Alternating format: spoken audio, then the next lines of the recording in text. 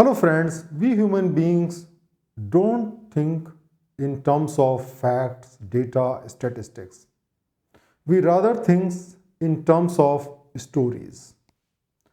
This is one of a very unique feature of human beings because these stories, which we know are often false, plays a very important role in creating a society. Stories have a very important role in the society because they explain something in a very simple manner so that everybody can understand.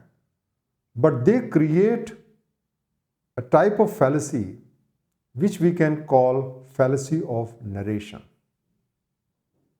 So friends, we should understand that stories are not reality. In the same way, we also sometimes narrate poems and we also watch movies and all that. And we often believe them to be true. The fact is that they are not true. They do not represent the reality. So let us learn about the fallacy of narration. Now these stories are very popular, even though they have got nothing to do with the truth. For example, Harry Potter, you must have definitely heard about these series of books, which are the books which has been written by British author J.K. Rowling. They have been sold more than 600 million copies worldwide by 2023. They are the best-selling books in the history, translated into 80 languages.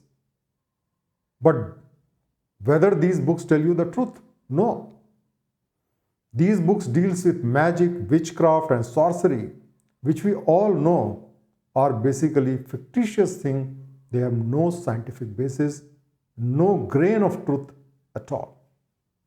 But they are very popular because they tickle your mind, they entertain you, and you tend to believe on them also.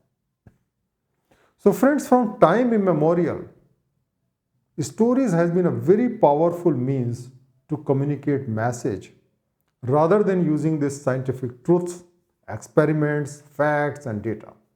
Because human being thinks in the terms of stories rather than facts, numbers or equations. And the simpler is the story, the better is the story. So fiction is more powerful than the reality. And the people who are able to create fiction, they often rule the people who are fact finder. So you will find that the storytellers are more powerful than the fact checker. In our country also you can see millions of people following these babas who are just telling the stories. Then the scientists who are telling you the fact. This is the reality. And so if you are a critical thinker, your focus is truth and not fiction, not untruth. And unfortunately, most of the things which are there in this narration is nothing but falsehood. And most of the people who believe on them actually get on the wrong path. So the question arises that why these fictions are very popular. First of all, human beings are emotional creatures. Whatever gives them pleasure looks right to them. Whatever gives them pain looks wrong to them. So they judge the truth or falsehood of a thing not on the basis of the reality or conforming to the reality, but on the basis of the sensation of pleasure or pain. We think in the terms of stories. Always you will find that whenever anything happens, we try to find a story behind that. And there are other things which affect our emotions. It's not only the stories. For example, the poems, the songs, the stories, the movies, they're all fictions, they're all narrations. They all influence our emotions rather than our reason, touches our heart rather than our mind. They help you basically avoid the painful reality. Because the reality is painful and we don't want to face the reality, and therefore people go for these narrative things like movies and fictions and poems, because they will help you avoid the reality. They project an imaginary world which we want to see, and there we feel very happy about it. They have some positive aspect also. For example, they give you hope that you can fight against all the adverse things like pain, death, failure. So to some extent, they help you by actually telling you what you want to hear. They create entities like God, death, devil, ghost, Atma, witches, which have no evidence that they exist. But people start believing on them, and then their life is totally changed. Because through these stories, you are able to convince the people of any absurd or fallacious logic, and you can convince them that using this you can solve your problems. So do the prayers, remove the ghost. All those stories, are very useful in convincing the people to do whatever you want.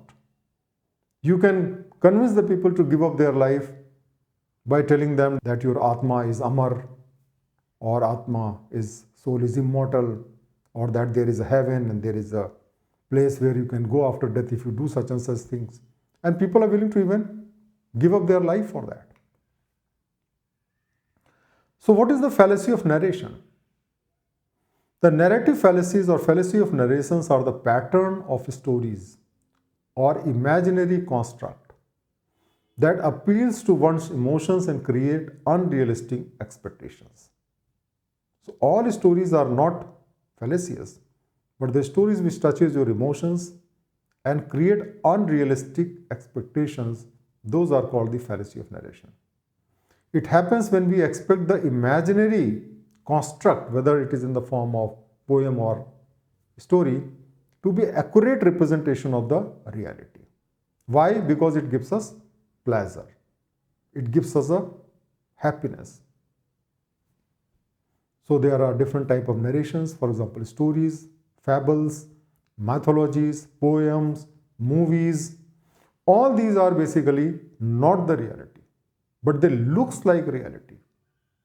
There are a lot of falsehood which is hidden in that, but because there is part of truth also, we tend to believe on that and ignore the negative things. And that creates a fallacy of narration.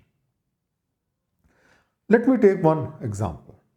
There is a very famous doha by Kabir, दुख में सुमरन सब करे सुख में करे न कोय जो सुख में सिमरन करे तो दुख काहे को होए. The meaning of that in English is, in time of woe or difficulty, we remember God or the heart besiege. But when we are happy, we forget God. So, if we are happy and then also we remember God, then why should we ever have pain? That means we should remember God every time. And if we pray God every time, remember God every time, we will never have problem. So what is the logic behind this particular argument? This is a very famous poem, very popular in India.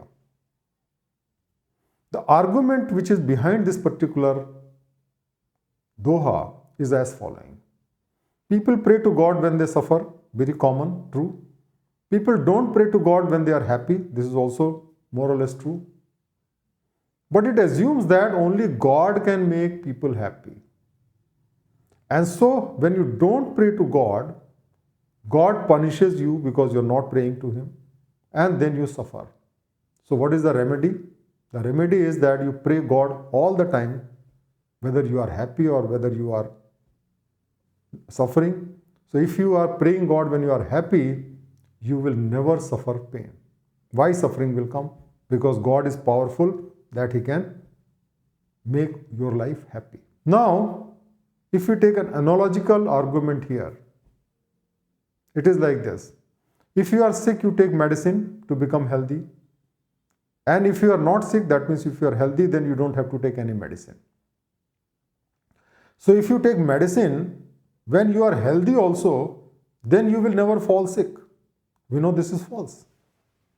Because the same medicine which cures a disease, if you take the same medicine when you are healthy, it can act as a poison and make you sick also. So first of all, there is no evidence or reason that God makes you happy. And even if God makes you happy, then there is no guarantee that if you are happy and you keep praying God, still you will never fall into problem. So you can see that how this particular doha was used to convince the people to pray God all the time and get over from your sufferings. But you follow that and you will see that this does not happen. Rather, it can create more problems to you, just like a healthy person given the dose of medicine will create a problem for the person. So how we can avoid the fallacy of narration? First of all, understand that these fictions and poems or movies, all those things are created for your enjoyment. They are not truth. They tell you what you want to hear. They show you what you want to see. They don't tell you, they don't show you the reality. So as far as knowing the reality is concerned, you must trust only your experience and scientific studies. There is no other method to know the reality. Stories are not the right method to know the reality. They tell you sweet, sweet things which you want to hear. But you must develop the habit of accepting the bitter truth and avoid sweet lies. So enjoy the stories and poems without accepting them to be true. So enjoy for that moment and then forget about it. Don't follow your life. Don't follow them.